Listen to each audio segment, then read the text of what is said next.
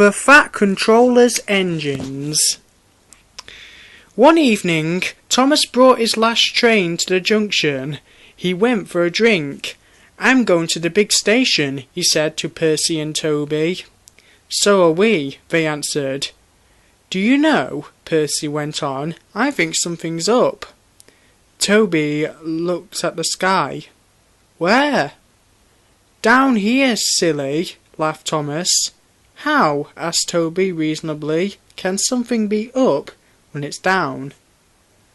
"Look," said Thomas excitedly. "Look!" 7 engines from the other railway were coming along the line. "Hullo, Ginty," whistled Percy. "Hullo, Pug." "They're friends of mine," he explained. "I don't know the others." Ginty and Pug whistled cheerfully as they puffed through the station. "What is all this?" asked Thomas. "The Fat Controller's got a plan," answered his driver. "And he's going to tell it to us. Come on." So they followed to the big station. At the end of the line, where all the engines had gone, the Fat Controller was waiting for them there. "The people of England," he said, "read about us in the books, but they don't think we are real." "Shame," squeaked Percy. The Fat Controller glared. Percy subsided. "So," he continued, "I am taking my engines to England to show them." "Hooray! Hooray!" the engines whistled. The Fat Controller held his ears. "Silence!" he bellowed. "We start the day after tomorrow at 8 a.m. Meanwhile, as these engines have kindly came from the other railway to take your place, you will show them your work tomorrow."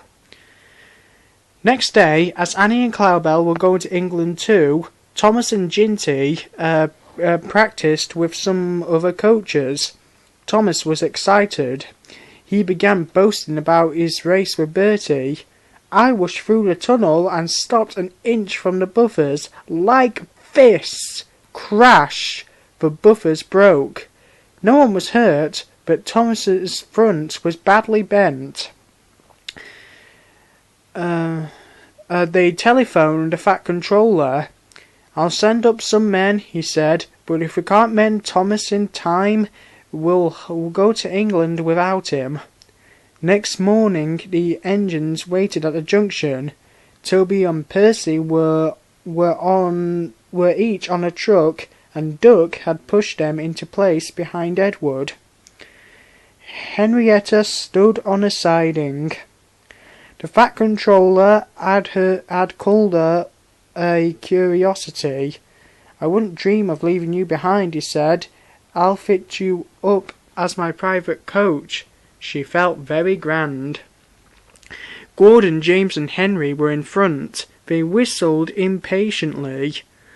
The Fat Controller paced the platform. He looked at his watch.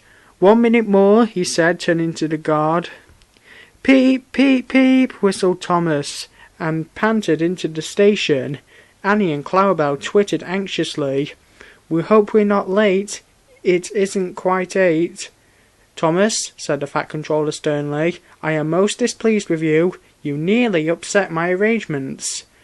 Thomas, abashed, arranged himself and the coaches behind Duck, without saying a word. The Fat Controller climbed into Henrietta. The guard blew his whistle and waved his flag. The engines whistled. "Look out, England! Here we come!" And the cavalcade puffed off. The engines stood side by side in a big airy shed.